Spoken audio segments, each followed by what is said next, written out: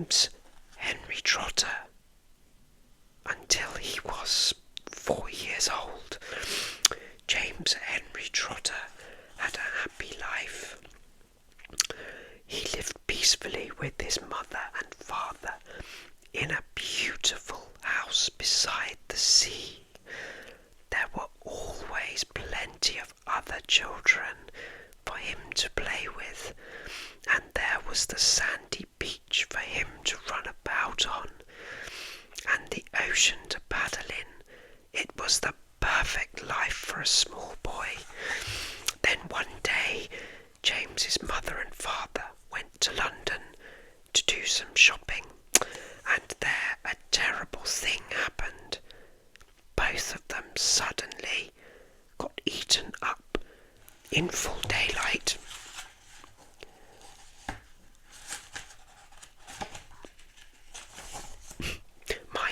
In full daylight, mind you, and on a crowded street by an enormous angry rhinoceros, which had escaped from the London Zoo.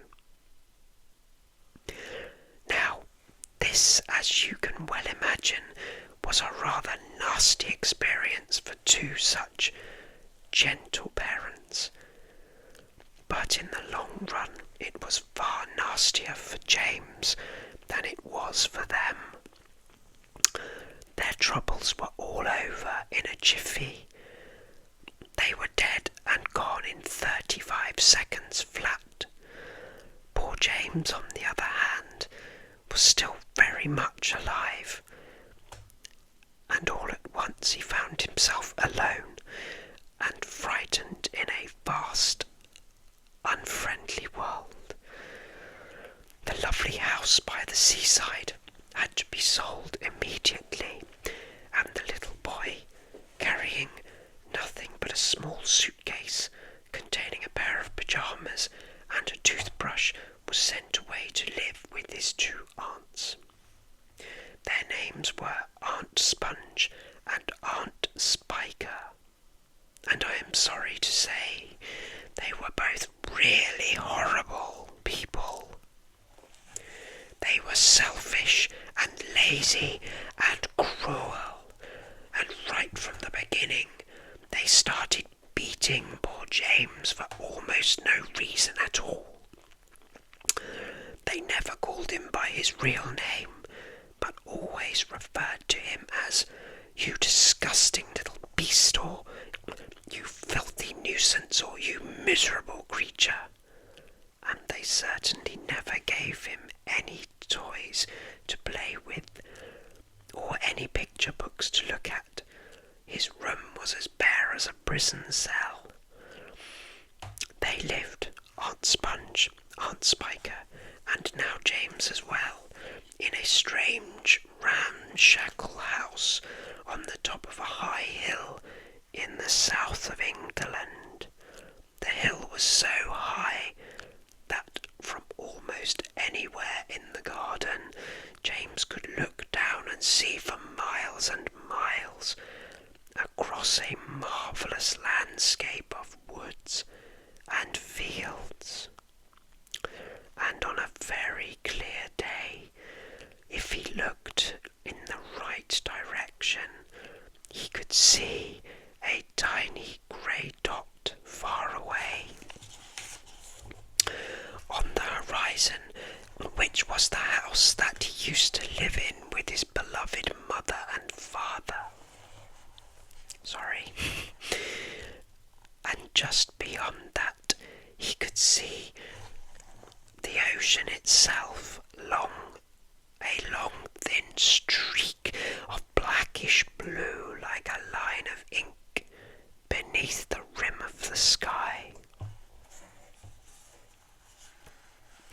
But James was never allowed to go down off the top of that hill.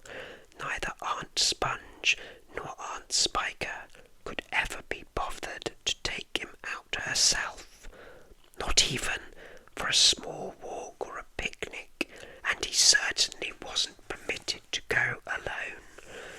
The nasty little beast will only get into mischief. goes out of the garden," Aunt Spiker had said, and terrible punishments were promised him, such as being locked up in the cellar with the rats for a week, if he even so much as dared to climb over the fence. The garden, which covered the whole of the top of the hill, was large and desolate, and the only tree in the entire place, apart from a clump of dirty old laurel bushes at the far end, was an ancient peach tree that never gave any peaches. There was no swing, no seesaw, no sandpit, and no other children were ever invited to come up the hill to play with poor James.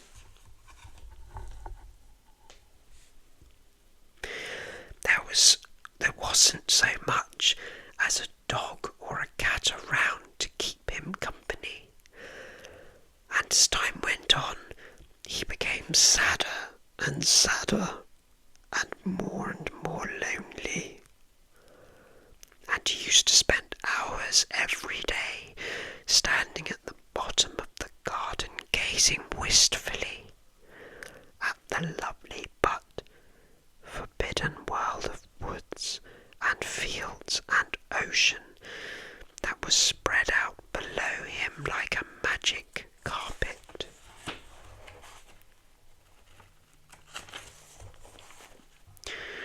The two aunts, after James Henry Trotter had been living with his aunts for 3 whole years, there came a morning when something rather peculiar happened to him, and this thing, which, as they say, was only rather peculiar, soon caused a second thing to happen, which was very peculiar, and then the very peculiar thing in its own turn caused a really fantastically peculiar thing to occur. It all started on a blazing hot day in the middle of summer. Aunt Sponge, Aunt Spiker, and James were all out in the garden. James had been put to work as usual. This time he was chopping wood for the kitchen stove. Aunt Sponge and Aunt Spiker were sitting comfortably in deck chairs, sipping tall glasses of fizzy lemonade, and watching him to see that he didn't stop work for 1 moment. Not very pretty, are they?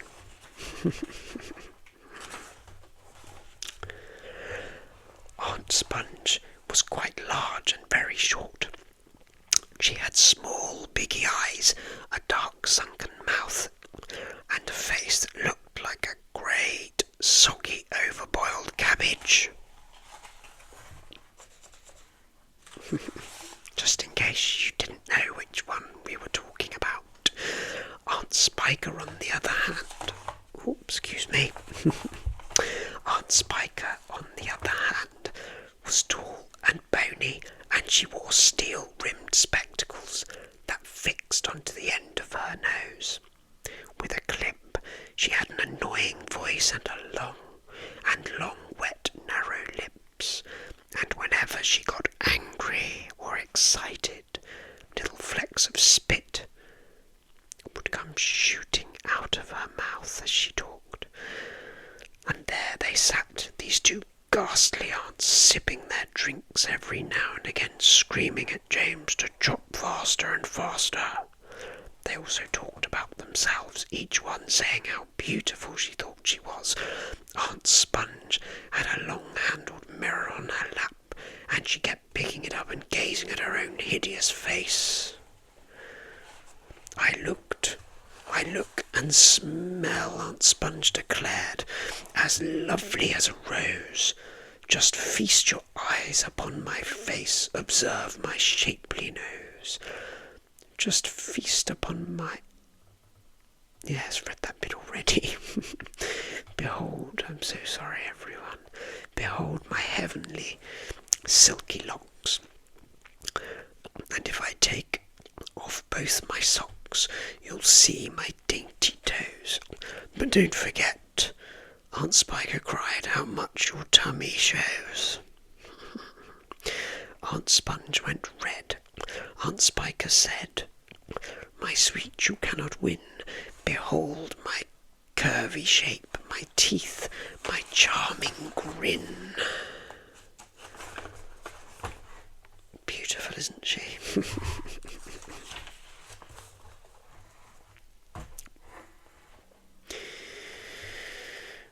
Behold my gorgeous curvy shape, my teeth, my charming grin. Oh, beauteous me, how I adore my radiant looks, and please ignore the pimple on my chin. And my dear old trout, Aunt Sponge cried, you're only bones and skin. Such loveliness as I possess can only truly shine in Hollywood, Aunt Sponge declared. Oh, wouldn't that be fine? I'd capture all the nation's hearts. They'd give me all the leading parts. The stars would all resign. I think you'd make, Aunt Spiker said, a lovely Frankenstein. Poor James was still slaving away at the chopping block. The heat was terrible. He was sweating all over. His arm was aching. The chopper was a large, blunt thing, far too heavy for a small boy to use. And as he worked, James began thinking about all the other children at this moment. Some would be riding tricycles in their gardens. Some would be walking in cool woods and picking bunches of flowers. And all the little friends whom he used to know would be down by the seaside, playing in the wet sand and splashing around in the water. Great tears began oozing out of James's eyes and rolling down his cheeks. He stopped working and leaned against the chopping block, overwhelmed by his own unhappiness. What's the matter with you? Aunt Spiker screeched, glaring at him over the top of her steel spectacles. James began to cry. Poor James. Stop that immediately and get on with your work, you nasty little beast, Aunt Sponge ordered. Oh, Aunt Sponge, James cried out, and Aunt Spiker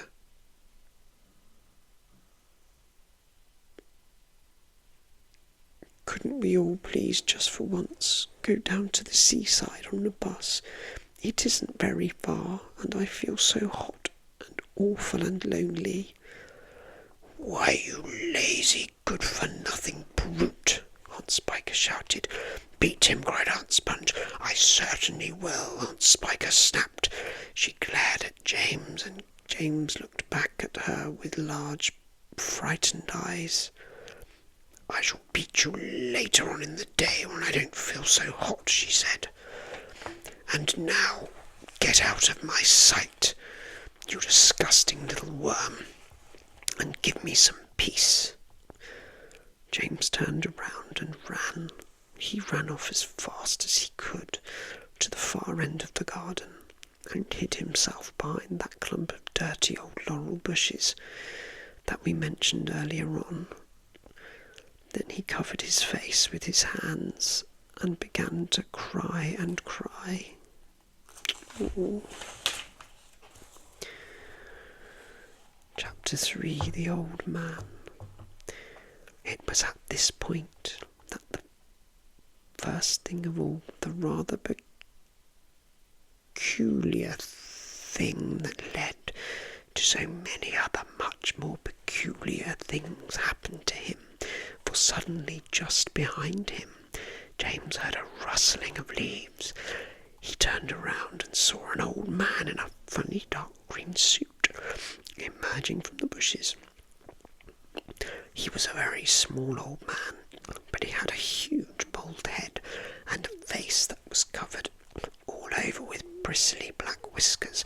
He stopped when he was about 3 yards away, and he stood there leaning on his stick and staring hard at James. When he spoke, his voice was very slow and creaky. Come closer to me, little boy. Excuse me. Come closer to me, little boy, he said, beckoning James with a finger. Come right up close to me, and I will show you something wonderful. James was too frightened to move. The old man hobbled a step or two nearer. Then he put a hand into the pocket of his jacket and took out a small white paper bag. You see this, he whispered, waving the bag gently to and fro in front of James's face. You know what this is, my dear. You know what's inside this little bag.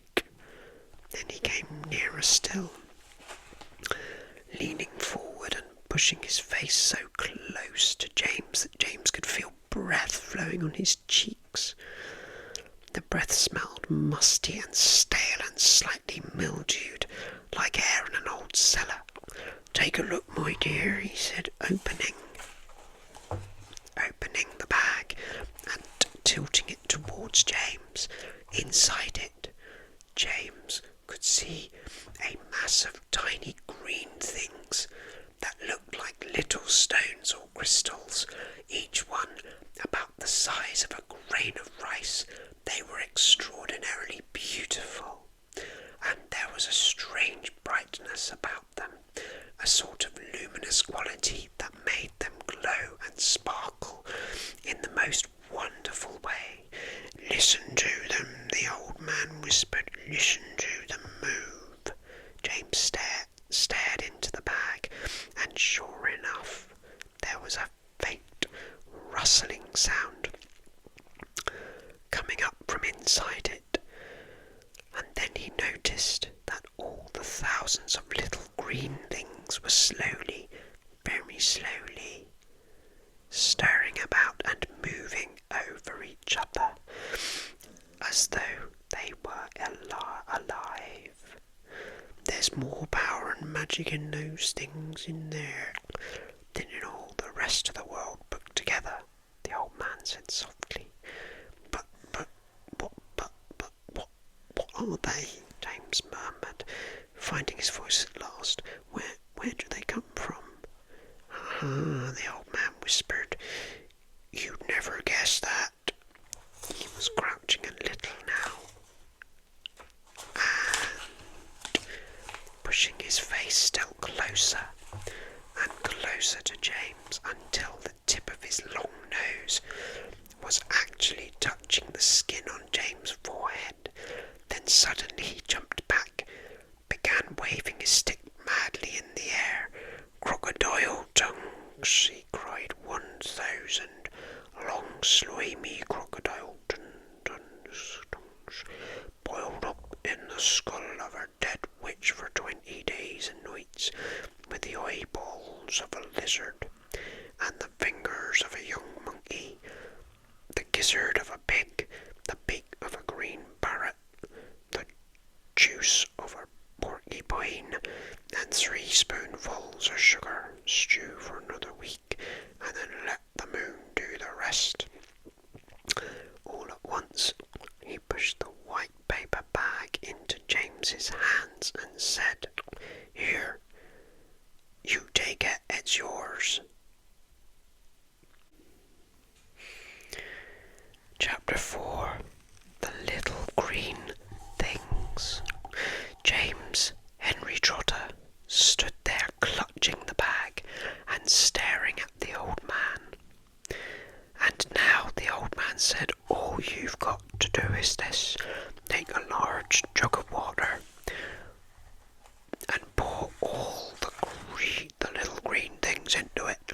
Then very slowly, one by one, add 10 fires from your own head. That sets them off. It gets them going. In a couple of minutes the water will begin to froth and bubble furiously, and as soon as that happens, you must quickly drink it all down, the whole jugful in one gulp, and then, my dear, you will feel it churning and boiling in your stomach, and steam will start coming out of your mouth, and immediately after that, marvellous things will start happening to you. Fabulous, unbelievable things, and you will never be miserable again in your life, because you are miserable, aren't you? You needn't tell me, I know all about it. Now off you go, and do exactly as I say, and don't whisper a word of this to those two horrible aunts of yours. Not a word, mind, not a word. And don't let those green things in there get away from you either, because if they do escape, they'll be working their magic upon somebody else instead of upon you, and that isn't what you want at all, is it, my dear? Whoever they meet first, be it a bug, insect, animal, or tree, that will be the one who gets the full power of their magic. So hold the bag tight, don't tear the paper, off you go, hurry up, don't wait, now's the time, hurry. With that, the old man turned away and disappeared into the bushes. Chapter 5. The Little Green Things Escape. The next moment James was running back towards the house as fast as he could go. He would do it all in the kitchen, he told himself. If only he could get in there without Aunt Sponge and Aunt Spiker seeing him. He was terribly excited. He flew through the long grass and stinging nettles, not caring whether he got stung or not on his bare knees. And in the distance he could see Aunt Sponge and Aunt Spiker sitting in their chairs with their backs towards him. He swerved away from them so as to go round the other side of the house, but then suddenly, just as he was passing underneath the old peach tree that stood in the middle of the garden, his foot slipped and he fell flat on his face in the grass. The paper bag burst open as it hit the ground, and the thousands of tiny green things were scattered in all directions. James immediately picked himself up onto his hands and knees and started searching around for his precious treasures. But what was this? They were all sinking into the soil. He could actually see them wriggling and twisting as they burrowed their way downward into the hard earth, and at once he reached out a hand to pick some of them up. But it was too late. But they disappeared right under his fingers. He went after some others, and the same thing happened. He began scrabbling around frantically in an effort to catch hold of those that were left, but they were too quick for him. Each time the tips of his fingers were just about to touch them, they vanished into the earth, and soon, in the space of only a few seconds, every single one of them had gone. James felt like crying. He would never get them back now. They were lost forever. But where had they gone to? And why in the world had they been so eager to push down into the earth like that? What were they after? There was nothing down there, nothing except the roots of the old peach tree, and a whole lot of earthworms and centipedes and insects living in the soil.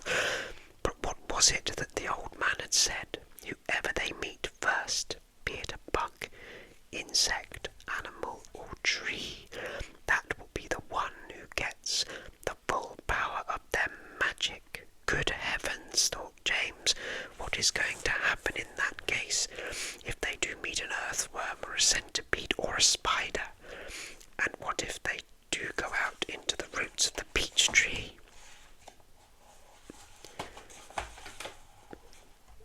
Get up at once, you lazy little beast, a voice was suddenly shouting in James's ear. James glanced up and saw Aunt Spiker standing over him, grim and tall, glaring at him through her steel-rimmed spectacles. Get back over there immediately and finish chopping those logs, she ordered. Aunt Sponge, pulpy as a jellyfish, came waddling up behind her sister to see what was going on. Why don't we just lower the boy down the well in a bucket and leave him there for the night, she suggested. That ought to teach him not to laze around like this the whole day long. That's a very good wheeze, my dear. But let's make him finish chopping up the wood first. Be off with you at once, you hideous brat, and do some work. Slowly, sadly, poor James got up off the ground and went back to the woodpile. Oh, if only he hadn't slipped and fallen and dropped that precious bag. All hope of a happier life had gone completely now. Today and tomorrow and the next day and the other days as well would be nothing but punishment and pain, unhappiness and despair.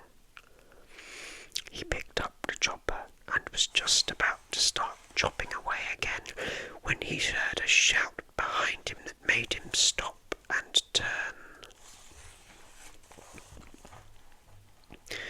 Chapter 6. The Peach. Sponge, come here at once and look at this. At what? It's a peach, Aunt Spiker was shouted. Oh, what? A peach? Right up there on the highest branch, can't you see it? I think you must be mistaken, my dear Spiker. That miserable tree never has any peaches on it. There's one on it now, Sponge. You look for yourself. You're teasing me, Spiker. You're making my mouth water on purpose when there's nothing to put into it. Why, that tree's never even had a blossom on it, let alone a peach. Right up on the highest branch, you say? I can't see a thing. Very funny. Ha ha. Good gracious me. Well, I'll be blowed. There really is a peach up there. A nice big one, too, Aunt Spiker said. A beauty, a beauty, Aunt Sponge cried out. At this point, James slowly put down his chopper, and turned and looked across at the two women who were standing underneath the peach tree. Something is about to happen, he told himself. Something peculiar is about to happen any moment. He hadn't the faintest idea what it might be, but he could feel it in his bones that something was going to happen soon. He could feel it in the air around him, in the sudden stillness that had fallen upon the garden. James tiptoed a little closer to the tree. The aunts were not talking now. They were just standing there, staring at the peach. There was not a sound anywhere, not even a breath of wind. And overhead, the sun blazed down upon them out of a deep blue sky.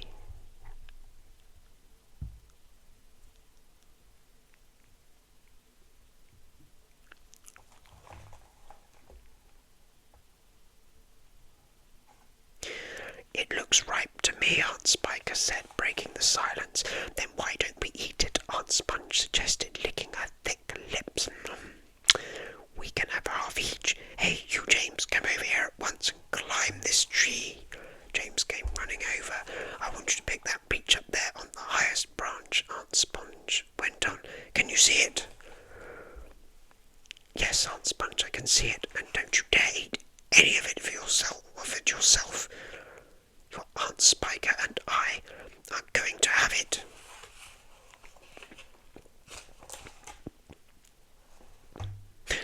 Between us right here and now, half each. Get on with you. Up you go.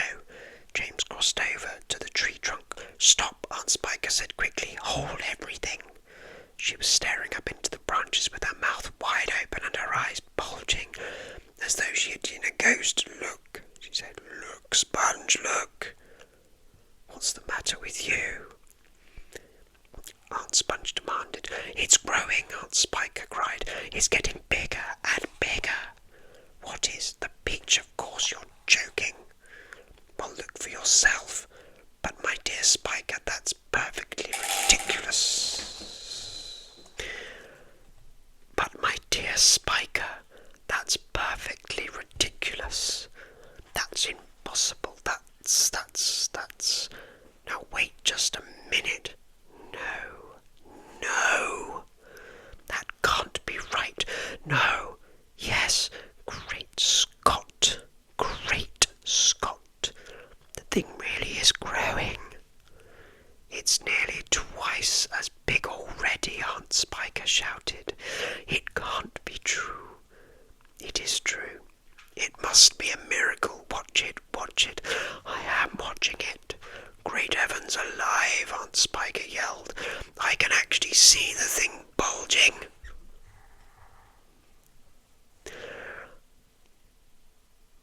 And swelling before my very eyes.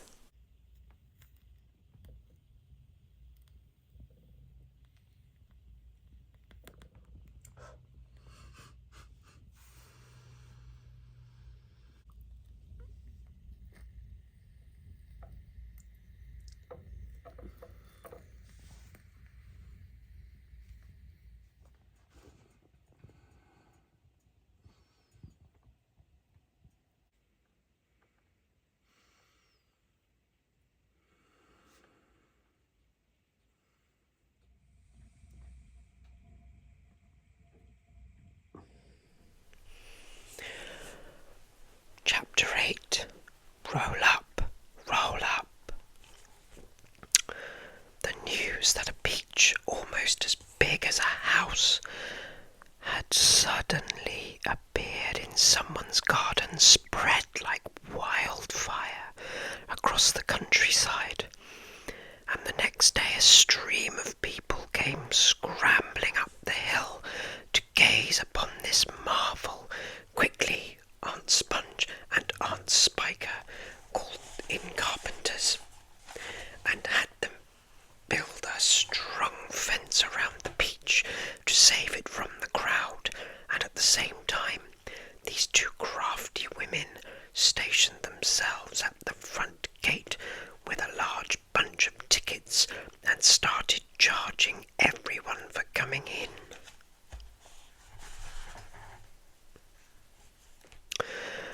Chapter 8. Roll up. The news that a peach almost as big as a house had suddenly appeared in someone's garden spread like wildfire across the countryside, and the next day a stream of people came scrambling up the hill to gaze upon this marvel. Quickly, Aunt Sponge and Aunt Spiker called in carpenters and had them build a strong fence round the peach to save it from the crowd, and at the same time these two crafty women stationed themselves at the front gate with a large bunch of tickets and started charging everyone for coming in. Roll up, Aunt Spiker yelled. Only 1 shilling to see the giant peach. Half price for children under 6 weeks old. Aunt Sponge shouted, 1 at a time, please. Don't push.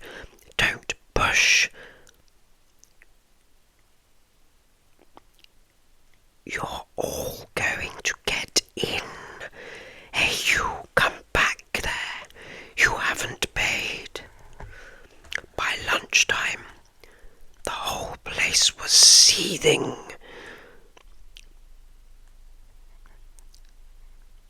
By lunchtime, the whole place was a seething mass of people, all pushing and shoving to get a glimpse of this miraculous fruit. Helicopters were landing like wasps all over the hill, and out of them poured swarms of newspaper and television reporters. "It'll cost you double to bring in a camera," Aunt Spiker shouted. All right, they answered. "We don't care."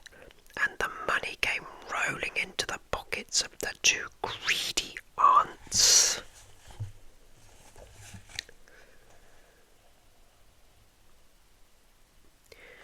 Helicopters and fence and guests, Aunt Spiker and Aunt Sponge. But while all this excitement was going on outside, poor James was forced to stay locked in his bedroom, peeping through the bars of his window at the crowds below. The disgusting little brute will only get in everyone's way if we let him wander about, Aunt Spiker had said early that morning. Oh please. Oh please, he had begged. I haven't met any other children for years and years, and there are going to be lots of them down there for me to play with, and perhaps I could help you with the tickets. Shut up, Aunt Sponge had snapped. Your Aunt Spiker and I are about to become millionaires, and the last thing we want is the likes of you messing things up and getting in the way. Later, when the evening of the first day came and the people had all gone home, the aunts unlocked James's door and ordered him to go outside and pick up all the banana skins and orange peel and bits of paper that the crowd had left behind. Could I please have something to eat first? He asked. I haven't had a thing all day. No, they shouted, kicking him out of the door. We're too busy to make food. We are counting our money. But it's dark, cried James. Get out, they yelled, and stay out until you've cleaned up all the mess. The door slammed. The key turned in the lock. Chapter 9. Something strange is about to happen. Hungry and trembling, James stood alone, out in the open, wondering what to do. The night was all around him now, and high overhead a wild white moon was riding in the sky. There was not a sound, not a movement anywhere. Most people, and especially small children, are often quite scared of being out of doors alone in the moonlight. Everything is so deadly quiet, and the shadows are so long and spindly, and they keep turning into strange shapes that seem to move as you look at them, and the slightest little snap of a twig makes you jump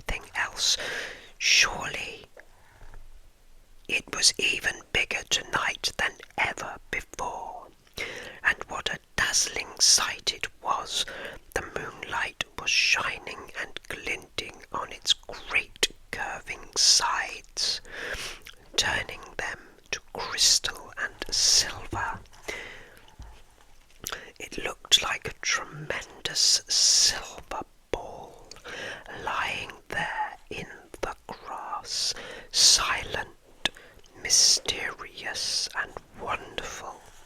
And then all at once, little shivers of excitement started running over the skin on James's back.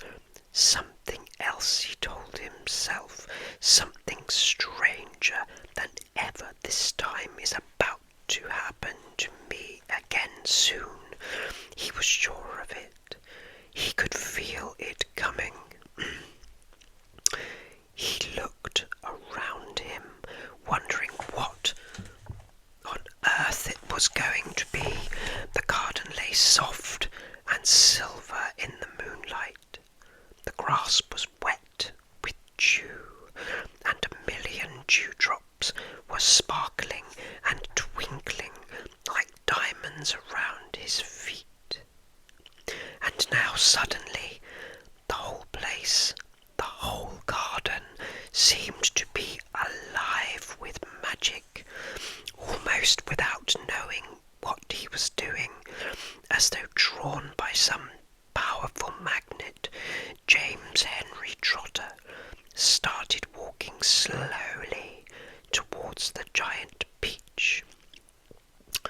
He climbed over the fence that surrounded it and stood directly beneath it, staring up at its great bulging sides.